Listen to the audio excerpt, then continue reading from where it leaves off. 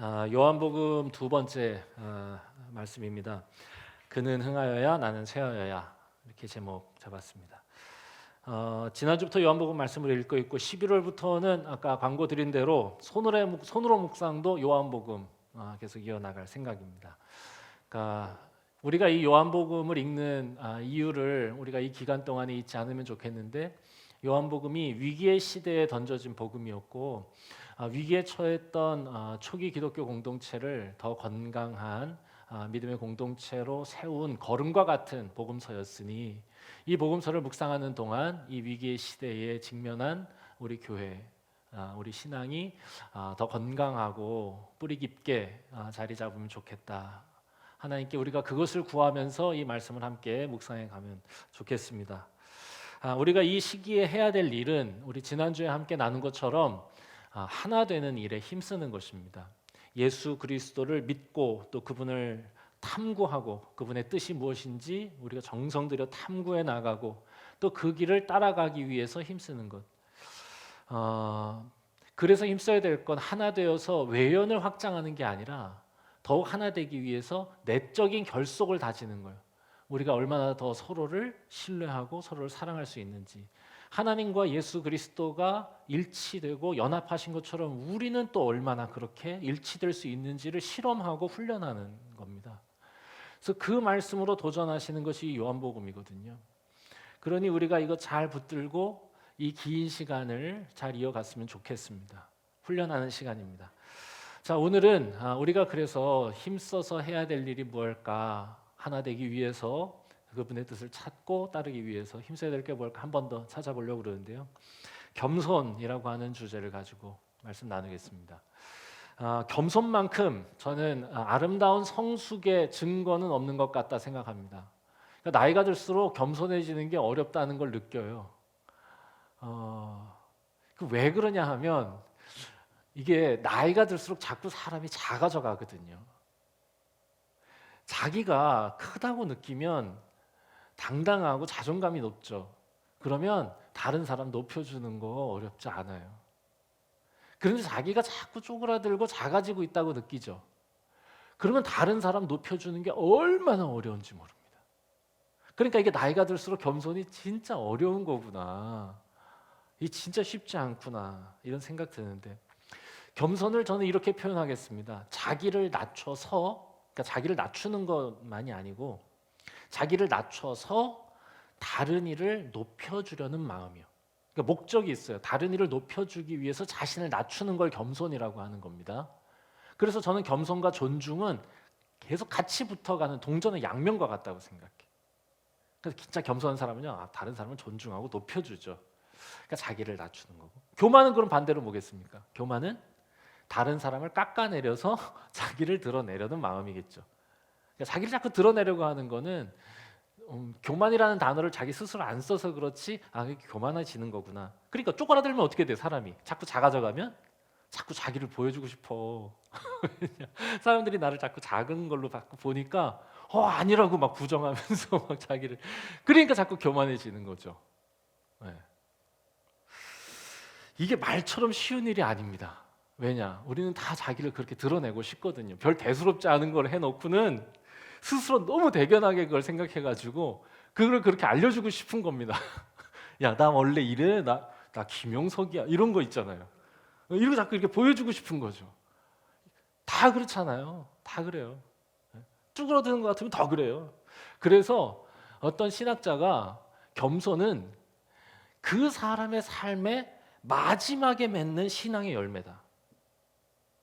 왜 마지막이라고 그랬을까? 이제 조금 이해가 되는데, 왜? 마지막에 가면 갈수록 사람은 쪼그라들거든.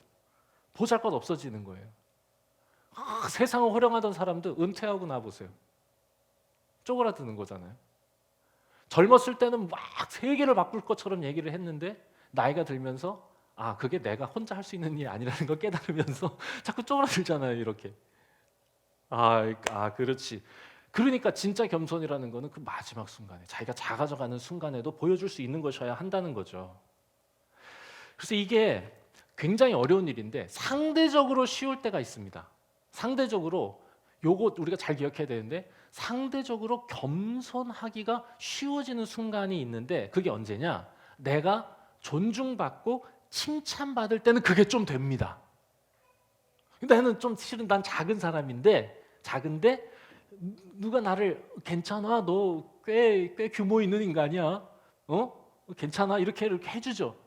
그러면 나도 어느샌가 힘이 생겨가지고 아유 무슨 소리냐고 당신이 더 크다 이렇게 되는 거지. 요럴 때 쉽습니다. 제가 제 친구 이익상 목사랑 같이 비블리아라고 하는 방송을 벌써 한 3년 넘게 지금 해오고 있어요. 근데 제가 그 시간이 참 좋습니다. 그래가지고 시간을 쪼개서 2주에 한 번씩 가는데 2시간 오는데 2시간 그냥 하루를 다 거기 쓰는 거지. 그래서 왜 좋아? 막 좋아. 지난주부터는 제가 시작 멘트를 바꿨습니다. 이게 시작할 때 이렇게 시작하거든요. 안녕하세요 이익상입니다. 안녕하세요 김영석입니다. 이렇게 하는데 제 앞에다가 한마디를 더 붙였어. 어떻게 붙였냐? 이익상을 좀 높여주려고. 안녕하세요 이익상에게 성경 배우는 김영석입니다. 괜찮지? 나름 저 의미를 담아가지고 하는 겁니다. 안녕하세요 이익상에게 성경 배우는 김영석입니다. 확실히 학생의 자세가 돼가지고 막 얘기하면 막 재밌게 들어주고 질문도 하고 놀라기도 하고 막 높여드리는 거죠. 이게 어렵지가 않습니다. 왜겠어요? 이익상이 저를 높여주거든요. 그러니까 이게 여러분 제가 말하는 게 되게 재밌기도 하고 은혜가 된대요. 아니 뭘 준비를 해가서 하는 것도 아니고 그냥 저는 가서 배우다가 어머나 그거 되게 괜찮다고 이제 이렇게 하는 건데 여러분 준비 없이 하는 말이 뭐가 그리 대단하겠어요. 그런데 그 먼 길 달려와가지고 함께 방송해주는 그 마음이 고맙다고 그렇게 저를 높여주는 겁니다. 그러면 또 저도 그렇게 생각해주는 그 친구의 마음이 고마워서 또 더 높여주고 이렇게 겸손과 존중의 콜라보 무한 루프라고 할 수 있어요. 이게 계속 도는 거지. 이게 얼마나 좋아 이게.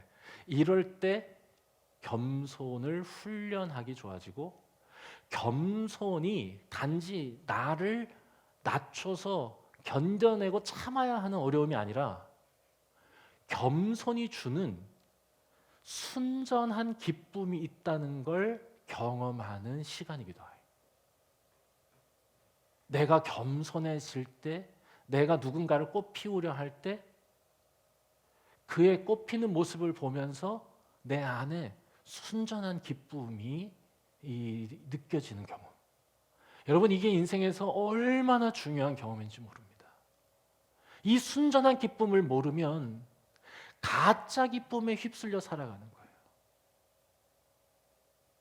그래서 이 기쁨을 모르면 뭘로 채우려고 그러냐? 교만의 재미로 채우려고 그래요. 교만해져서 자기가 드러나는 재미요. 이게 반대의 경우, 서로 높여주면 되는데 반대의 경우가 되면 얼마나 힘듭니까? 깎아내리려고 하는 사람 앞에서 그 사람 높여주기는 여간 어려운 일이 아니죠. 요즘 대선 후보 때문에 뉴스 보기 재밌죠? 왜 그러는 걸까요? 도대체 이 사람들 왜 이러는 걸까? 이런 생각이 들 때가 많죠. 사과 나오고 이게 뭔가 지금 도대체. 여러분들이 어떤 그 후보를 응원하시는지 뭐 다들 아마 각자의 생각들이 있으실 거라 생각합니다. 물론 이 경선이라는 시스템 자체가 이게 겸손하기가 쉽지 않은 구조라는 거 인정하겠습니다. 그러니까 다른 사람보다 내가 얼마나 괜찮은지 증명해야 하는 자리이기 때문에 자꾸 깎아내리려고 하는 게 당연한지도 모르겠어요. 그런데 저는 그거 보면서 아니 적어도 선을 지키는 건 좀 있어야겠다. 네? 선이라는 게 있으면 좋겠다 이거죠. 겸손은 마다하고 비난과 모욕이라도 없으면 좋겠다라는 생각이 들 정도로 좀 과합니다. 어쨌든 우리가 그런 세상에 살고 있다는 거지. 겸손의 순전한 기쁨을 모르는 세상. 참 안타까워요. 그나마 우리가 겸손할 수 있는 시간은 언제냐? 그나마 혼자서 자기를 반성할 때는 그나마 조금 됩니다. 그래, 내가 참 부족하지 이렇게 돼. 그런데 남들이 나를 막 비웃고 나를 판단하고 비난하는 것 같아지면 나를 막 작아지게 만들면 그때는 진짜 마음의 자리를 지키기가 너무 어려운 겁니다. 저도 그래요. 스스로 저를 돌아보면서 그래, 겸손해야지. 그래, 나 부족하지. 나 부족한 목사고 내 연약한 사람이야. 이렇게 할 수 있는데 누가 와서 야, 너 좀 부족한 목사 같아. 너 좀 형편없는 목회자야. 이렇게 말하면 반발심이 막 생기는 거지. 막 목구멍 여기까지 나옵니다. 뭐라고 나오냐? 너 얼마나 잘났는데 이렇게 이제 들이받는 거지 이렇게. 우리 다 그렇지 않습니까? 누구나 다 그래요. 자, 그런데 오늘 우리가 살펴보려는 건 세례 요한은 그렇지 않았다는 겁니다. 그리고 세례 요한이 그렇지 않았다는 걸 위기의 시대에 던져진 복음서인 요한복음이 아주 자세하게 기록하고 있다는 겁니다. 오늘 우리는 요한복음 3장의 말씀을 읽었는데 세례 요한의 이 모습을요, 이 요한복음은 1장에서도 한참 동안, 3장에서도 한참 동안 설명하고 있어요. 아예 1장에서는요, 그는 그 빛이 아니요 그 빛에 대하여 증언하러 온 자라라고 하면서 아예 세례 요한의 정체성도 막 성경 어디에도 그 등장인물의 정체성을 규명하는 설명을 기록한 인물은 없습니다. 세례 요한이 유일해. 그거를 자꾸 보여주려는 거예요. 세례 요한을. 목적이 있다 저는 생각합니다. 오늘은 이 부분을 살펴보려고 그래요. 자, 이야기를 살짝 요약해서 살펴보면 이렇습니다. 혼자 있을 땐 그나마 겸손할 수 있다고 그랬죠. 그건 어려운 일이라고. 그건 그나마 가능한데 문제는 뭐냐? 지금 요한의 상황은 후자입니다. 사람들이 와서 나를 비난하고 세례 요한을 자꾸 작아지게 만드는 상황 속에서 요한이 그 앞에서 흔들리지 않고 마음의 자리를 지켰다는 거. 그러니까 제자들이, 요한의 제자들이 어딘가에서 얘기를 듣고 와가지고는 막 분노하고 화가 나가지고 사람들이 선생님 형편없다고 말하는 거 완전 기분 나쁘다고 막 이 얘기를 하고 있는데 그 상황에서 요한은 어떤 자세를 보이냐? 오히려 그 제자들을 웃으면서 설득합니다. 괜찮아. 야, 기가 막힌 모습이죠. 이걸 기록하고 있는 거예요. 25절, 26절을 보니까 제자 중에 한 사람이 어떤 유대인하고 같이 예수님과 세례 요한에 대해서 토론을 벌였던 것 같아요. 누가 더 대단하냐, 뭐 이런 거죠. 아마 이런 대화가 오갔던 거를 예상할 수 있습니다. 야, 너네 이제 한물 간 것 같아. 그랬더니 요한의 제자가 뭔 소리야? 그랬더니 그 사람들이 야, 이제 다 예수님한테 가잖아. 봐봐, 사람들, 야, 저쪽에 사람들 저기 줄 서, 저기 300명 지금 번호표 대기하고 지금 다 줄 서 있는데 지금 여기 줄 안 섰잖아. 여기 파리 날리잖아 여기. 완전 기분 나쁘죠. 그랬을 때 뭔가 약이 올라서 아마 요한의 제자는 이렇게 말했을 것 같습니다. 말했을 것 같습니다. 야, 네가 몰라서 그래. 자, 이때부터는 쭈그러들면 어떻게 된다고요? 자기를 자꾸 드러내려고 하는 거지. 야, 네가 몰라서 그래. 우리 세례요한 선생님이 훨씬 괜찮아. 그리고 솔직히 사실 예수가 유명해진 거 우리 세례요한 선생님이 띄워줘서 그런 거야. 배은망덕하면 안 되지. 이렇게 얘기한 거죠. 함부로 말하지 마. 여러분, 신앙적으로 어느 정도 훈련이 된 사람은 혼자 있을 땐 자기 지켜낼 수 있습니다. 그런데 문제는 뭐냐? 누군가가 와서 충동질하고 그 무슨 얘기를 하면 다 무너지는 거예요. 특히 자기하고 관계된 주변에 있는 사람들이 어디서 뭐 누가 이렇다더라, 누가 저렇다더라 이런 얘기를 하면요, 그때부터는 마음 지키기 어려워서 무너지기 시작하는 겁니다. 창세기에 보면 아브라함하고 롯이 갈라지는 얘기가 나와요. 아브라함하고 롯이 이 저 삼촌하고 조카 관계인데 둘이 서로 엄청 좋아했어요. 그런데 둘이 왜 갈라졌는지 아세요? 부자가 서로 됐거든요. 둘 다 하나님의 인도하심을 받아서 딱 가서 부가 많이 쌓였어. 재산이 많이 쌓였어. 왜 갈라졌냐? 서로 재산 때문에 싸움이 났을까? 둘 사이에? 아니요. 하인들 사이에 싸움이 났습니다. 하인들끼리 싸운 거야. 하인들이 아브라함의 하인, 롯의 하인이 서로 싸워. 아브라함이 더 낫네, 롯이 더 낫네 막 이러면서. 그러다가 묘하게도 그런 일이 벌어지면 이게 같이 살기가 어려워지는 거지.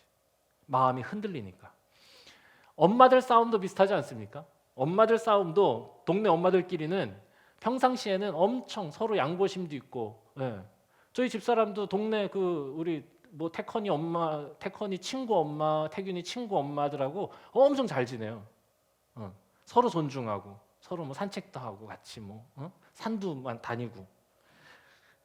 그런데 만약에 우리 애가 이제 지금 다 커서 이제 그럴 일도 없겠지만 우리 애가 막 울면서 집으로 뛰어들고 바로 그 애가 얘를 괴롭히고 못된 말 했다고 하면 그때부터는 눈이 뒤집히는 거 아닙니까? 둘 사이의 관계가 아니라 밑에서 막 부추기면 그 관계가 깨지는 거예요. 그런데 자, 오늘 말씀에서 세례 요한 어떻습니까? 밑에서 막 부추기잖아. 제자들이 와서 야, 예수가 더 낫다는데? 사람들이 막 그렇게 얘기해요. 한번 보세요. 26절. 선생님과 함께 요단강 저편에 있었던 그 사람, 예수님이죠. 그 사람, 선생님이 증언하셨던 그 사람이 세례를 저기서 베풀기 시작하니까 다 그 사람한테 갑니다. 이렇게 말하는데 이상하게도 세례 요한은 전혀 흔들리지 않아요. 흔들리기는커녕 오히려 요한의 겸손이 빛을 발합니다. 야. 그리고는 세례 요한이 흥분해서 찾아온 제자들한테 웃으면서 이렇게 말합니다. 요한이 대답하여 이르되 만일 하늘에서 주신 바 아니면 사람이 아무것도 받을 수 없느니라. 이게 무슨 말이냐? 야, 왜 그렇게 흥분해? 우리는 우리에게 하나님이 맡기신 일만 감당하면 되는 거 아니야? 좀 겸손해야지. 괜찮아. 그리고는 이어서 이렇게 말해요. 28절, 29절. 제가 제 목소리로 조금 의역해서 읽어드리겠습니다. 28절, 29절. 나는 사람들에게 예수님을 소개하는 일을 맡은 사람일 뿐이야. 너희도 마찬가지고. 너희들은 내가 예수님과 경쟁자라고 여기는 것 같은데 아니야. 나는 예수님 친구야. 신부에게 신랑을 소개하는 친구.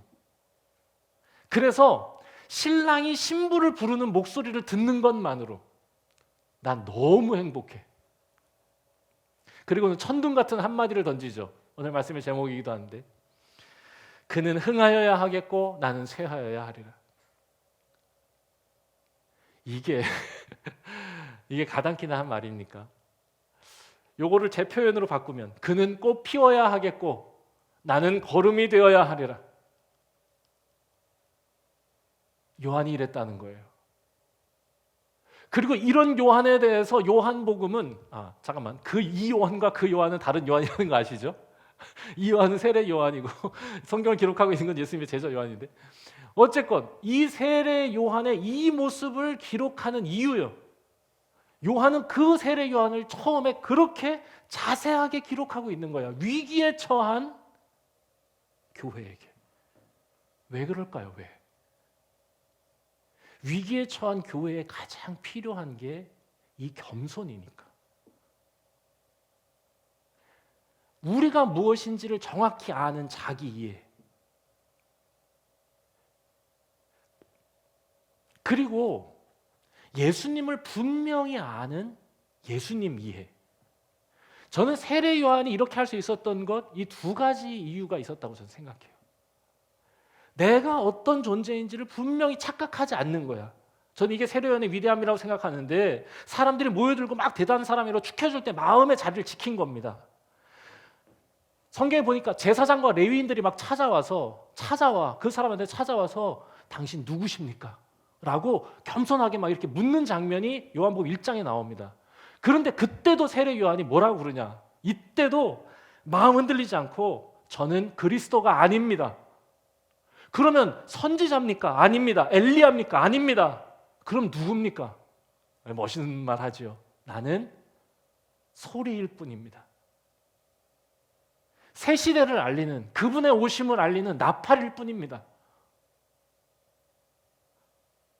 야, 자기가 어떤 존재인지 분명히 아는 자기 인식.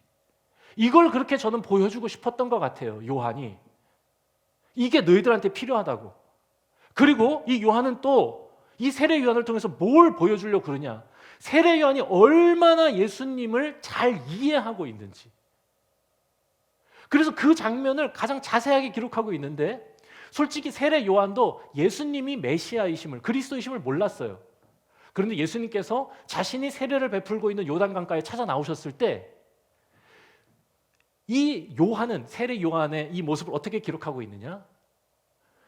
성령이 그 위에 머무시는 것을 보았을 때 세례 요한도 그 전까지는 몰랐지만 그 순간에 예수가 누구신지를 알게 됐다. 이렇게 기록합니다. 이걸 나도 전에는 그를 알지 못했지만 이걸 몇 번씩 반복해서 얘기해. 그렇지만 그가 그 순간에 깨달은 순간부터 요한은 자기의 자리를 지키고 자기가 해야 될 일을 실수하지 않고 수행해냈다. 그게 뭐예요? 예수님을 높여드리는 거죠. 그래서 가능했던 겁니다. 그래서 겸손했어요. 자기를 정확히 알았고 예수님을 정확히 알았으니까. 여러분, 저는 위기의 시대에 하나 되기 힘써야 할 교회가 정말로 주목하고 힘을 모아서 해야 될 일이 있다면 저는 이 세례 요한에게서 배우는, 아니 요한이 세례 요한을 통해서 교회에게 전하려고 했던 것을 익히고 실천해가는 일이라 생각합니다. 그래서 저는 이거를 이렇게 우리 교회에 적용하고 싶은데요. 첫 번째는 뭐냐? 첫 번째는 우리 자신이 어떤지를 하나님 앞에서 분명히 알고 우리 자신을 하나님의 눈으로 돌아보면서 우리 자신이 어떤지를 알고 서로를 예수로 바라보며 서로 앞에서 겸손해지기를 힘쓰는 겁니다. 저는 이게 요한복음이 세례 요한을 통해 그 초기 기독교 공동체, 위기에 처한 교회 공동체에게 가르쳐주고 싶었던 것 같아요. 서로를 사랑하는 일, 서로 앞에서 겸손해지는 거예요. 어떻게 겸손해질 수 있어요? 세례 요한이 가능했던 것, 예수님을 알았는데 그분이 나를 살리시기 위해, 나를 높여주시기 위해 자기를 낮추신 분이라고 하는, 그걸 분명히 알았고 그 예수님의 겸손 앞에서 내가 할 일은 나도 그분 앞에 겸손해지는 일이라는 걸 깨달은 것처럼 초기 기독교 공동체가 해야 될 일이 있다면 서로를 나를 찾아오신 예수 그리스도로 바라보고 나를 위해, 나를 높이기 위해, 나를 꽃피우시기 위해 찾아오신 예수 그리스도를 보고 그분 앞에서 서로를 높여주는 일이라고, 이거 알려주고 싶은 것이다 저는 봅니다. 여러분, 세례 요한이 예수님을 알아보고 그분을 높이는 삶을 살았던 것처럼 우리도 서로를 예수로만 볼 수 있다면 서로 높이고 서로 꽃피우기 위해서 내가 걸음이 돼야지, 이런 기적 같은 아름다움이 우리 교회 안에 나타나지 않겠습니까? 서로를 예수로만 볼 수 있다면, 제가 홍병진을, 제가 김태균을, 김태컨을 그렇게 한번 볼 수 있다면, 갑자기 이름이 강영건이 미안해. 자, 강영건이 최은성을 나를 찾아오신 예수로 볼 수 있다면 그분 높여드릴 수 있지 않겠는가? 이게 교회 안에서 이와 같은 기적이 일어난다면 그거 진짜 위기의 시대를 돌파할 것이다. 이게 가능하려면 한 사람도 예외 없이 그런 구조와 상황을 만들어내야 합니다. 이게 너무 이상적이고 꿈 같은 얘기 같지만 우리 공동체는 그래도 가능하다. 한 사람도 예외 없이 서로를 예수로 보고 서로를 높여주는 겸손의 자세를 갖는 이 일이 가능하다. 왜? 우리 그렇게 많지 않으니까. 그러면 돼요. 왜? 우리는 다 부족하고 모자라서 겸손이 수월한 구조를 구축해야 한 걸음이라도 나가거든요. 겸손이 그나마 쉬운 때가 있다고 그랬죠. 서로를 높여줄 때요. 그때 우리가 느끼는 게 뭐냐? 나도 다른 사람을 높여주면서 겸손히 주는 그 순전한 기쁨을 경험하는 거예요. 이게 위기에 처한 교회가 하나 되어서 경험해야 될 위대한 일이라는 거예요. 그러면 그 이 위기의 시대를 돌파하는 대한 공동체, 하나님의 나라 저는 될 수 있을 거라 생각합니다. 그는 흥하여야겠고 나는 쇠어야겠다. 그는 꽃 피워야겠고 나는 거름이 되어야겠다. 이 마음을 우리 서로가 품을 수 있다면, 주님이 주시는 이 마음을 우리 안에 새길 수만 있다면, 그거 너무 괜찮을 것 같아요. 상상해 보세요. 서로를 깎아내리려는 세상에서 서로를 높여주려는 교회 공동체. 이게 정말 기적 같은 일 아니에요? 한 사람도 예외 없이. 왜냐? 한 사람이라도 깎아내리려고 하면 거기서부터 이게 와르르 무너져, 도미노처럼. 왜냐면 그 사람이 깎아내리려고 하고 자기를 자꾸 드러내려고 그러는데 그 사람을 높여줄 방법이 없거든. 왜냐? 그렇잖아요. 자기를 자꾸 드러내려 한 사람을 우리가 높여주면 이상하게 지는 기분이 들어. 그러니까 누구도, 한 사람도 예외 없이 다 똑같이 동일하게 겸손의 자세를 유지하는 공동체. 이게 교회입니다. 자, 그런데 여기에서 멈추면 안 돼. 하나만 더 합시다. 그게 뭐냐? 서로를 예수로 보는 것을 넘어서 우리가 힘써야 할 건 뭐냐? 서로 힘써 함께 예수 그리스도를 바라보는 일에 힘쓰는 겁니다. 세례 요한의 이야기를 요한복음이 기록한 목적이 뭐겠어요? 세례 요한이 얼마나 겸손한 자인지를 보여주려는 게 아니라 그가 낮아져서 높여드리려는 분이 누구신지를 보여주려는 것 아닙니까? 그러니까 우리가 겸손으로 하나 되어서 다른 사람을 막 꽃피워주면서 우리가 서로 더욱 친밀한, 신비한 연합을 이루어 해야 될 게 있다면 함께 예수 그리스도를 바라보는 일입니다. 이게 유혹이 많은 세상에서 혼자 하기 어려운 일이기 때문에 그렇습니다. 세례 요한을 본받아 겸손해지라는 게 아니라 그의 삶이 가리키고 있는 하나님의 아들 예수를 바라보라는 거예요. 왜? 그분이 길이 되시니까. 요한복음의 주제는요, 예수님이 길이 되신다 이겁니다. 이거 놓치면 안 된다는 거예요. 이게 정말로 요한복음이 교회에게 알려주고 싶은 겁니다. 요한복음이 기록된 시기에 두 가지 위협이 있다고 그랬죠. 앞으로 차차 요한복음을 함께 묵상해 가면서 이 이야기를 제가 반복적으로 해 나갈 것 같은데요. 로마의 위협과 유대교의 위협이었다고 그랬어요. 이게 단지 교회의 존립 자체를 위협하는 것뿐만 아니라 저는 그 너머에 다른 의미도 있다. 나아가 생각하면 로마의 세계관과 유대교의 가치관의 위협이기도 하다. 전 생각했어요. 로마는요, 줄 잘 서서 성공하라고 하는 얘기를 하는 겁니다. 거기는 철저하게 수직 구조를 갖고 있는 이 사회였으니까. 줄 잘 서서 나보다 잘난 사람, 어떤 정치인의 줄을 타서 내가 성공할 것인가. 유대교의 가치관은 뭡니까? 내가 최선을 다해 내가 노력해서 더 나은 삶을 살아가라는 유혹입니다. 그런데 하나님은 인간이 가진 그 유혹, 더 나은 삶을 살고자 할 때 줄 잘 설 거냐? 아니면 네 열심으로, 네 노력으로 뭔가를 쟁취해낼 거냐? 라고 할 때 아니라고. 정말로 너의 삶을 더 나아가게 하는 거, 이 세상을 더 나은 세상으로 만드는 거, 예수 그리스도를 따르는 거라고 얘기하는 거. 내가 곧 길이요 진리요 생명이다. 정말로 요한복음이 그 시대에, 그 교회에 전하고 싶은 메시지, 예수님이 길이 되신다는 거였어요. 세례 요한의 이 겸손을 통해 정말로 높여드리고 싶고 빛을 발하게 하고 싶었던 한 가지 진리, 예수 그리스도를 따르는 것이 우리를 더 나은 삶으로 인도하는 생명의 길이라는 거예요. 여러분, 우리가 이 사실을 잊지 않고 이 시대를 돌파해 나갔으면 좋겠습니다. 두 가지요. 겸손의 공동체를 이루는 것, 그래서 신비한 연합을 일궈내는 일이요. 그리고 서로 앞에서 겸손하는 걸 넘어서 주님 앞에서 겸손해지는 일이요. 주님을 함께 높여드리는 거예요. 이것이 세례 요한을 통해서 우리에게 요구하시는 하나님의 메시지고 또 명령이라 생각합니다. 이 일을 잘 감당하는 저와 여러분들, 우리 배학교회 되기를 소망합니다. 함께 기도하겠습니다.